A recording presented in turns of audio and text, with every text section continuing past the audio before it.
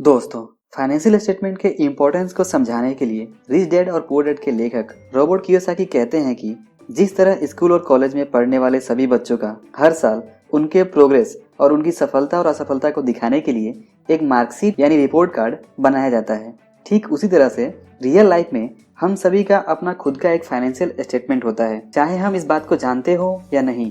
और हमारा यही फाइनेंशियल स्टेटमेंट यानी रिपोर्ट कार्ड इस बात को बताता है कि हम जीवन में फाइनेंशियली कितने सफल और कितने असफल हैं। इसके अलावा रॉबर्ट फाइनेंशियल स्टेटमेंट के महत्व को समझाने के लिए एक और सटीक एग्जाम्पल देते हैं और कहते हैं कि जब आप किसी बैंक में बिजनेस पर्पज के लिए या किसी दूसरे पर्पज के लिए अगर लोन मांगने जाते हैं तो बैंक इस बात को बहुत कम महत्व देती है कि आप पढ़े लिखे कितने हैं और आपके पास क्या क्या डिग्री है।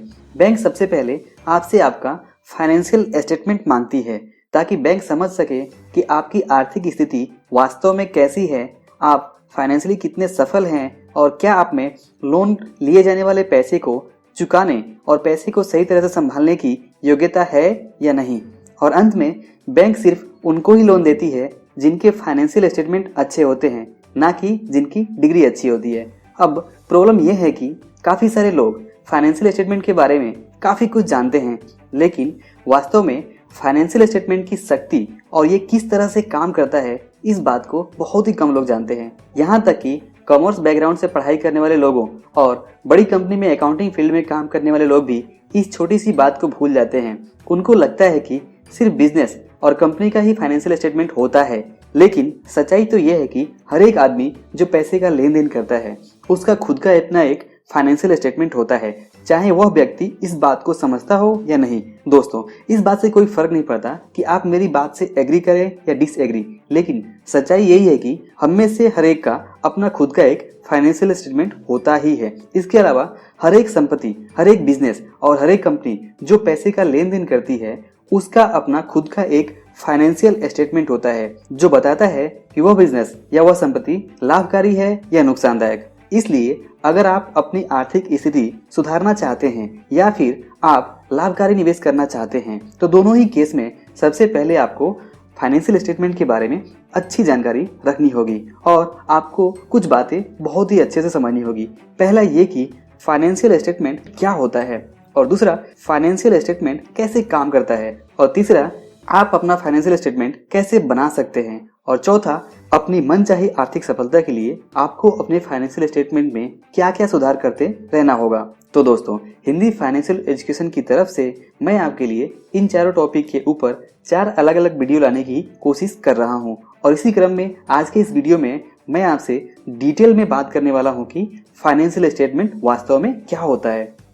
तो दोस्तों, फाइनेंशियल स्टेटमेंट दरअसल एक अकाउंटिंग टर्म है जिसका मतलब होता है आर्थिक विवरण पत्र, यानी वे सभी इंपॉर्टेंट डॉक्यूमेंट पेपर जो हमें किसी संपत्ति, किसी बिजनेस, किसी कंपनी और यहाँ तक कि किसी इंडिविजुअल व्यक्ति के आर्थिक स्थिति के बारे में कुछ निश्चित जानकारी देते हैं, उसे ही फाइनेंशियल स्टेटमेंट कहा जाता है। जैसे profit and loss account, balance sheet और कैश फ्लो स्टेटमेंट। और जैसा मैंने पहले कहा, पैसे का लेन देन करने वाले हर एक व्यक्ति, बिजनेस और संपत्ति का अपना एक फाइनेंशियल स्टेटमेंट होता है, और इसलिए किसी बिजनेस का profit and loss account, balance sheet और कैश फ्लो स्टेटमेंट रिपोर्ट्स उस बिजनेस के फाइनेंशियल स्टेटमेंट कहे जाएंगे।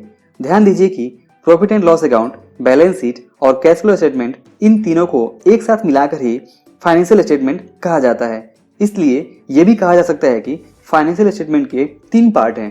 पहला प्रॉफिट एंड लॉस अकाउंट, जिसे हम इनकम स्टेटमेंट के नाम से भी जानते हैं, और दूसरा बैलेंस शीट, और तीसरा कैश फ्लो स्टेटमेंट।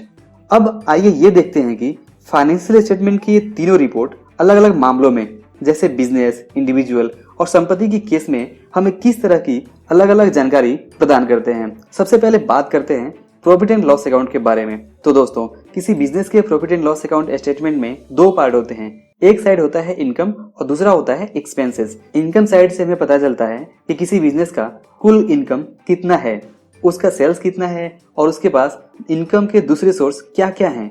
और एक्सपेंस वाले साइड को देखकर यह समझ आता है कि उस बिजनेस का कुल खर्च कितना है और वह बिजनेस किन किन चीजों पर कितना कितना खर्च कर रही है। और फिर अंत में अगर बिजनेस का इनकम कम है और खर्च ज्यादा है तो इसका मतलब यह है कि वो बिजनेस लॉस में है, और हम देख सकते हैं कि वह बिजनेस वास्तव में कितने लॉस में है।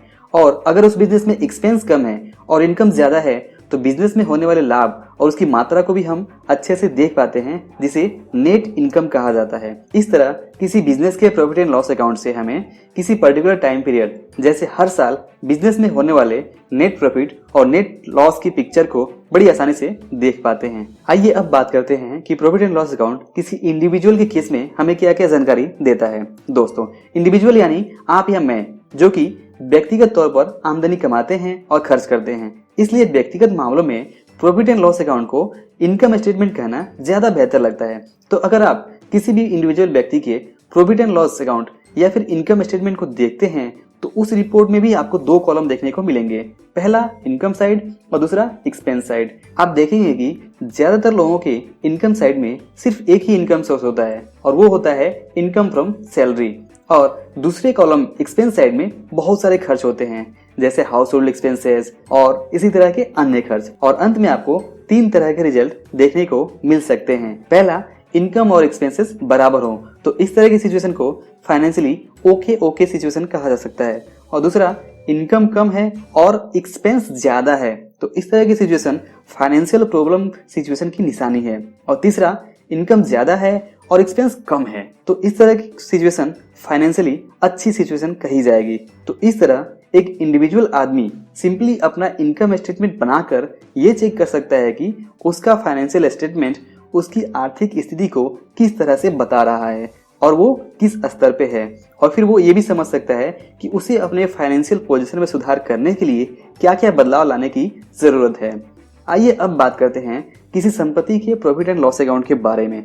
किसी संपत्ति जैसे घर के प्रॉफिट एंड लॉस अकाउंट में भी हमें दो कॉलम देखने को मिलते हैं, पहला इनकम और दूसरा एक्सपेंसेस। इनकम साइड में अगर वह घर किराए पे दिया गया हो तो किराए का इनकम देखने को मिलेगा, और अगर उसे किराए पर नहीं दिया गया है तो वो इनकम भी जीरो हो सकता है। जबकि उस संपत्ति के एक्सपेंस साइड में बहुत सारे खर्च देखने को मिल सकते हैं जैसे बिल्डिंग मेंटेनेंस, बिल्स, लाइट और पानी bills, property tax, property insurance या अन्य रिपेयर एंड मेंटेनेंस खर्च। और इसके अलावा एक सबसे बड़ा खर्च भी हो सकता है अगर वह प्रॉपर्टी या घर लोन पे है तो उस लोन की हर महीने चुकाई जाने वाली किस्त। तो इस तरह आप उस सो कॉल्ड संपत्ति के फाइनेंशियल स्टेटमेंट के इनकम पार्ट को देखकर सही तरह से आकलन कर सकते हैं कि क्या आपको सच में उस संपत्ति को खरीदना चाहिए या नहीं, और वह संपत्ति वास्तव में लाभकारी है या नुकसानदायक। और अगर आपने उस संपत्ति को खरीदा हुआ है तो आप किस तरह से उसे प्रॉफिटेबल बना सकते हैं। अब बात करते हैं फाइनेंशियल स्टेटमेंट के दूसरे रिपोर्ट के बारे में, जो है बैलेंस शीट। तो दोस्तों, बैलेंस शीट हमें बताता है कि किसी बिजनेस, इंडिविजुअल या संपत्ति के पास कुल कितनी एसेट या संपत्ति का मूल्य है और उस बिजनेस पर कुल कितनी लायबिलिटी यानी कुल कितने दायित्व या कर्ज हैं। और इस तरह बैलेंस शीट को देखने पर हमें तीन बातें पता चलती हैं। पहला, संपत्ति और दायित्व बराबर बराबर, तो इसे फाइनेंशियली ओके सिचुएशन कहा जा सकता है। और दूसरा, संपत्ति कम और दायित्व ज्यादा, तो इसे फाइनेंशियली बैड कंडीशन कहा जा सकता है। और तीसरा, संपत्ति अधिक और दायित्व कम, तो इसे अच्छी फाइनेंशियल कंडीशन समझी जाएगी। दोस्तों, एक और ध्यान देने वाली बात यह है कि जब आप फाइनेंशियल स्टेटमेंट में संपत्ति और दायित्व को देखते हैं तो आपको संपत्ति और दायित्व की सही तरह से परिभाषा जरूर पता होनी चाहिए, जो रॉबर्ट कियोसाकी ने अपनी किताब रिच डैड पुअर डैड में बड़े आसान शब्दों में बताया है।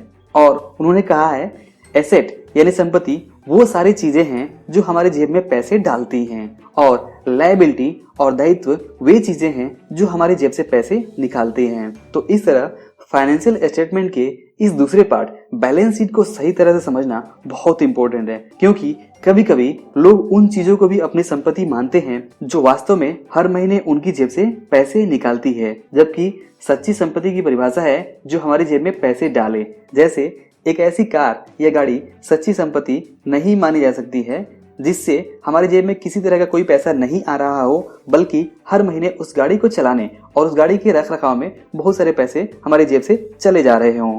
तो इस तरह जब आप फाइनेंशियल स्टेटमेंट और उसमें शामिल चीजों का सही मतलब समझने लगते हैं तो आप असली फर्क को देख सकते हैं और समझ सकते हैं कि लोगों के आर्थिक प्रॉब्लम का सबसे बड़ा कारण क्या है। क्योंकि जाने अनजाने में लोग संपत्ति नहीं खरीदते हैं, बल्कि वे एक ऐसा दायित्व खरीदते हैं जो उनके खर्चों को बढ़ाता रहता है। और लोगों को इस बात की बहुत हैरानी होती है कि सैलरी बढ़ने के बावजूद उनके फाइनेंशियल प्रॉब्लम कम क्यों नहीं हो रहे। दोस्तों, बैलेंस शीट वास्तव में कैसे काम करता है, इसके बारे में डिटेल में अगली वीडियो में बात करेंगे। फिलहाल आइए ये समझते हैं कि फाइनेंशियल स्टेटमेंट का तीसरा पार्ट कैश फ्लो स्टेटमेंट हमें क्या जानकारी देता है। दोस्तों, कैश फ्लो स्टेटमेंट हमें बताता है कि किसी बिजनेस, इंडिविजुअल और संपत्ति के पास कुल कैश कहां से आ रहा है और कितना कैश आ रहा है, और जो भी कैश आ रहा है वो कैश कहां पर और कितना खर्च किया जा रहा है, और अंत में कैश कितना बच रहा है।